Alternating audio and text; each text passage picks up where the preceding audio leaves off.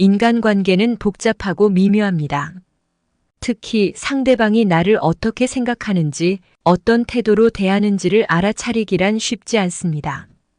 살다 보면 사람과의 관계에서 이상하게도 상대방이 나를 쉽게 보거나 내 의견이나 감정을 가볍게 여기고 무시하는 느낌을 받을 때가 있습니다. 특히 가까운 관계에서 이런 상황을 마주하게 되면 처음에는 그저 넘기려 하다가도 시간이 지나면서 서운함이나 불편함이 커지곤 하죠. 오늘은 상대방이 당신을 만만하게 보고 있다는 10가지 신호와 그에 따른 대처법에 대해 이야기해 보려 합니다. 첫 번째, 당신의 의견을 무시하거나 하찮게 여긴다. 상대방이 자꾸 당신의 의견을 가볍게 넘기거나 논의조차 하지 않는다면 이는 당신을 진지하게 대하지 않는다는 신호입니다. 가족들이 모두 모여 집안일에 대해 논의할 때 자녀들이 아빠 엄마 말은 알겠는데 요즘은 이렇게 안 해요 라며 당신의 생각을 일축하는 경우가 있죠. 처음에는 그럴 수도 있겠지만 계속해서 이런 상황이 반복된다면 그들은 당신의 경험과 지혜를 가볍게 보는 것입니다. 이러한 상황에서는 당신의 의견도 충분히 중요하다는 점을 강조하며 대화의 중심에 서는 것이 필요합니다. 두 번째, 당신에게 책임을 떠넘긴다. 사람들은 때로 자신의 일을 다른 사람에게 떠넘기려는 경향이 있습니다. 특히 당신이 거절하기 어려운 사람일수록 상대방은 더 자주 책임을 미루려 할 수 있습니다. 만약 계속해서 중요한 결정이나 책임을 당신에게 넘기려 한다면 그들은 당신이 항상 그 일을 처리해 줄 거라고 기대하는 것입니다. 자녀들이나 손주들 돌보는 일이 반복되면서 그들이 할 수 있는 일임에도 불구하고 계속해서 당신에게 부탁을 하며 엄마 아빠가 제일 잘하니까라는 말을 자주 한다면 이는 그들이 당신을 믿고 따르는 것일 수도 있지만 동시에 부담을 미루고 있다는 신호일 수도 있습니다. 이럴 땐 적절하게 아니오라고 말할 수 있어야 합니다. 이번엔 너희가 한번 해보는 게 어때? 라는 말을 통해 경계를 설정하는 것이 중요합니다. 세 번째, 약속이나 시간을 지키지 않는다. 가족이든 친구든 약속을 자주 어기고 변명만 늘어놓는다면 그들은 당신의 시간을 소중하게 여기지 않는다는 뜻일 수 있습니다. 시간이 흐를수록 이런 상황은 관계에 금이 가게 만들고 결국 상처로 남게 되죠. 가끔 자녀가 부모님과의 약속을 어기고 어차피 자주 보잖아요 라는 말을 하며 변명하는 경우가 있습니다. 그럴 때 우리는 마음속으로는 섭섭하지만 그저 넘어가는 경우가 많죠. 그러나 이런 일이 반복된다면 그들이 당신의 시간을 중요하게 생각하지 않는다는 신호일 수 있습니다. 이럴 때는 다음에 약속을 잡을 때 이번엔 꼭 지켜줬으면 좋겠어라고 분명하게 말해보세요. 당신의 시간도 충분히 존중받을 가치가 있습니다. 네 번째, 당신의 경계를 무시한다. 모든 인간관계에서는 일정한 경계가 필요합니다. 이는 존중과 배려의 기본적인 원칙 중 하나입니다. 하지만 상대방이 당신의 개인적인 경계나 한계를 반복적으로 무시한다면 이는 그들이 당신을 쉽게 여긴다는 신호입니다. 자녀들이 계속해서 당신에게 차를 태워달라고 요구하거나 손주들을 맡아달라는 부탁을 반복한다면 당신이 불편해도 말하지 않는다고 생각해서일 수 있습니다. 오늘은 좀 힘들다거나 이번 주말엔 조금 쉬고 싶다라고 말하는 것이 전혀 이상한 일이 아닙니다. 오히려 이런 경계를 세움으로써 스스로를 보호하고 상대방이 당신의 상황을 더 잘 이해할 수 있도록 도와줄 수 있습니다. 다섯 번째, 당신의 도움을 당연하게 여긴다. 가족이나 친구들이 당신의 도움을 당연하게 여긴다면 이는 경계가 제대로 설정되지 않았다는 신호일 수 있습니다. 특히 경제적 지원이나 정서적 지지를 당연하게 생각하면서 감사의 표현조차 없는 경우라면 그들은 당신을 만만하게 보고 있는 것입니다. 손주들이 자주 집에 놀러 오면서 할머니, 할아버지가 늘 맛있는 음식을 해주시니까라고 기대하거나 자녀들이 경제적 지원을 당연하게 여긴다면 그들은 당신의 호의를 당연시하고 있는 것입니다. 이럴 때는 필요한 경우 거절하거나 도움을 주되 그 과정에서 감사를 요구하는 것이 필요합니다. 작은 부탁이 쌓여 큰 부담이 되지 않도록 처음부터 경계를 명확하게 하는 것이 중요합니다. 6번째, 당신을 존중하지 않는 말투나 행동을 보인다. 상대방이 대화 중에 무례한 말투나 깔보는 듯한 태도를 보인다면 이는 그들이 당신을 존중하지 않는다는 신호일 수 있습니다. 특히 친한 관계에서 이런 일이 발생하면 서운함이 더 크게 느껴질 수 있습니다. 친구나 가족 모임에서 당신이 이야기하는 도중 상대방이 갑자기 그건 다 옛날 방식이야 라며 당신의 말에 농담처럼 반응하거나 비웃는 경우가 있습니다.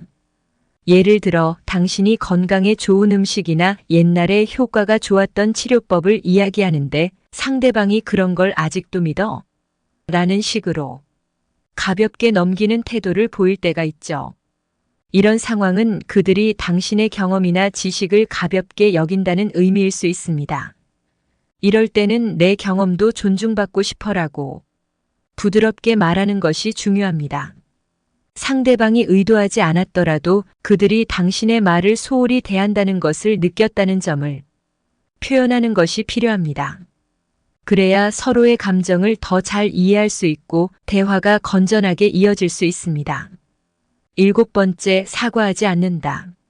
상대방이 잘못을 저질렀음에도 불구하고 사과하지 않는다면 이는 그들이 당신을 존중하지 않으며 쉽게 여긴다는 신호일 수 있습니다. 특히 같은 상황에서 다른 사람에게는 사과를 하지만 당신에게는 사과하지 않는다면 이는 더욱 명확한 신호입니다. 이는 그들이 당신의 감정을 중요하게 생각하지 않거나 당신이 불쾌함을 느낄 것이라고 생각하지 않는다는 의미일 수 있습니다. 예를 들어 배우자가 다툼 중에 무례한 말을 했지만 원래 그런 말은 다 하는 거잖아라며 사과를 하지 않는다면 이는 상대방이 감정적으로 당신을 존중하지 않고 있다는 신호일 수 있습니다. 이런 경우에는 그 말에 내가 상처받았어라고 솔직히 이야기하는 것이 좋습니다. 8번째, 당신을 비난하거나 비판하는 태도를 보인다. 상대방이 사소한 실수에 대해 과도하게 비난하거나 항상 당신의 행동을 비판하는 태도를 보인다면 이는 그들이 당신을 만만하게 보고 있다는 신호일 수 있습니다. 이러한 행동은 상대방이 자신을 더 우월하게 여기며 당신을 쉽게 통제할 수 있다고 느끼는 상황에서 종종 발생합니다. 이는 특히 가까운 관계에서 더 자주 발생하는데 반복적인 비난은 자존감을 떨어뜨릴 수 있습니다. 배우자나 친구가 계속해서 당신은 왜 항상 그런 식이야? 라며 비판적인 태도를 보인다면 이는 그들이 당신의 행동을 바꿔보려는 시도일 수 있습니다. 하지만 반복적인 비판은 관계를 해치기만 할 뿐입니다. 이럴 때는 왜 그렇게 느끼는지 이야기해보자라고 차분하게 대화를 나누며 문제의 본질을 파악하는 것이 필요합니다. 9번째, 당신의 감정을 무시한다. 사람은 누구나 자신의 감정을 존중받고 싶어 합니다. 상대방이 당신의 감정이나 기분을 무시한다면 이는 그들이 당신을 충분히 존중하지 않는다는 신호일 수 있습니다.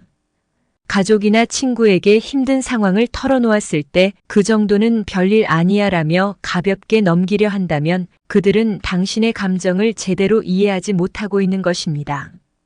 이럴 때는 내 감정도 중요해, 들어줬으면 좋겠어 라고 분명하게 말해보세요. 감정을 표현하는 것이야말로 건강한 관계를 유지하는 방법입니다. 10번째, 당신에게 부당한 요구를 한다. 나이가 들어가면서 부당한 요구를 받을 때 거절하기 어려운 상황이 자주 발생할 수 있습니다. 상대방이 당신에게 무리한 부탁을 하면서도 당신이 이를 쉽게 받아들일 것이라고 생각한다면 이는 그들이 당신을 만만하게 보고 있다는 증거일 수 있습니다.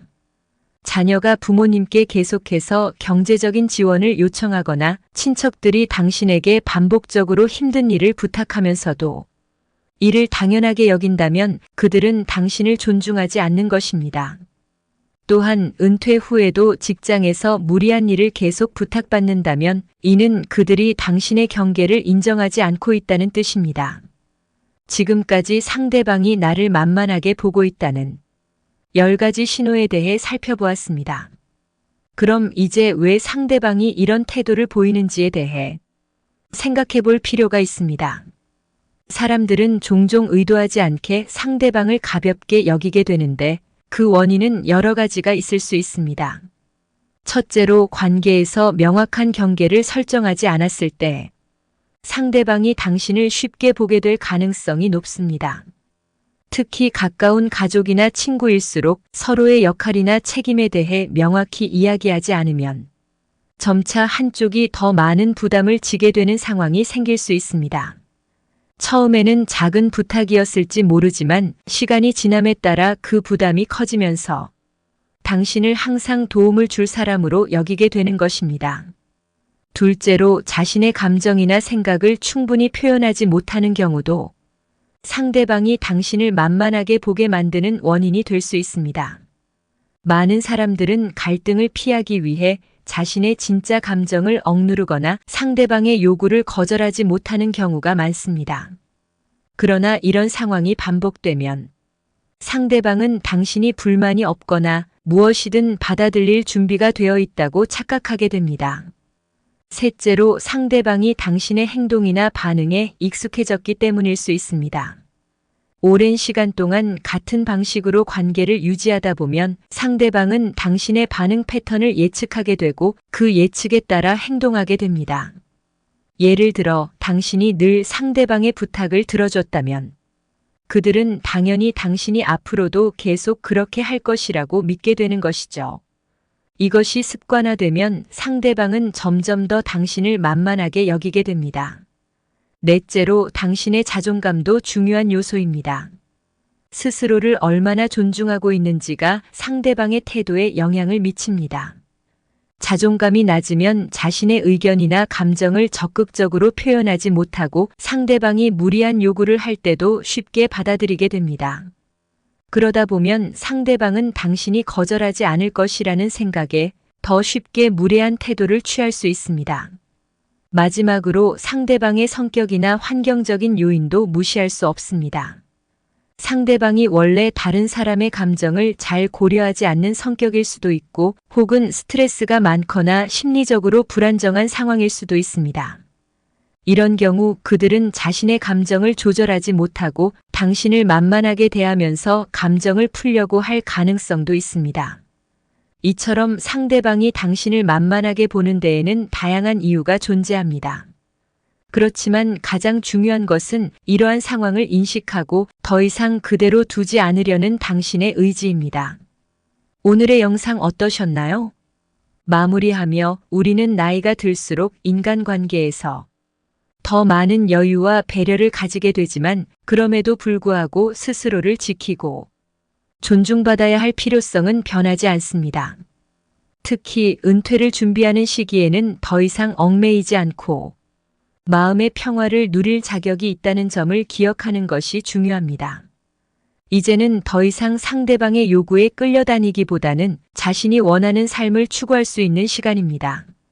나 자신을 존중하고 내 감정을 소중히 여기는 것이야말로 건강한 관계를 유지하는 첫걸음입니다. 스스로에게도 나는 소중한 사람이고 존중받아 마땅하다라고 말해보세요. 지금껏 열심히 살아온 만큼 남은 삶에서는 당신이 주인공이 되어야 합니다. 용기를 내어 자신의 감정을 표현하고 필요할 때는 아니오라고 말할 수 있을 때 더 편안하고 행복한 인생이 기다리고 있을 것입니다. 나이는 숫자에 불과하며 진정한 삶의 가치는 당신이 스스로를 얼마나 존중하고 사랑하는지에 달려 있습니다. 은퇴 후의 시간도 당신의 가치와 자존감을 지키며 더 나은 관계와 삶을 만들어 나갈 수 있기를 진심으로 응원합니다.